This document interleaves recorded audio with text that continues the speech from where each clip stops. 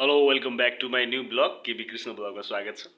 म अहिले यो हाम्रो कम्प्युटर टाइप गर्ने ठाउँमा छु र मेरो अगाडि ल्यापटप छ। मेरो केही क्वेसन्सहरू पनि रहेका छन् र म निरन्तर क्वेसन टाइपमा रहेको छु। हाम्रो थर्ड टर्मिनल इक्जाम पनि आउँदैछ, सो इक्जाम क्वेसन पेपर टाइपिङमा लागिरहेको छु म।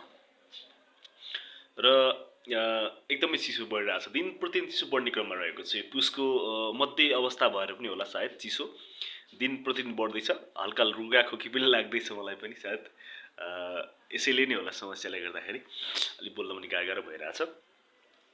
र अब यस्तै गरी दिनहरू बितिरहेछ र अब यो टाइपिङ गर्न अलिकति असहज पनि भइरहेछ मलाई, कस्तो हात चिसो चिसो भइरहेछ।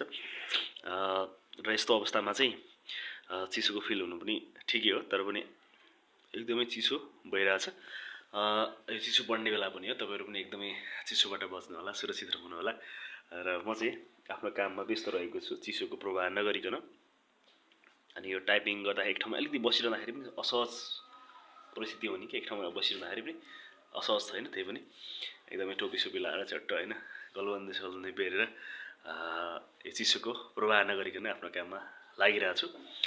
र अब यो 1 महिना चाहिँ हो चिसो, त्यसपछि त फेरि क्रमशः गर्मीको फिल हुँदै गइहाल्छ नि।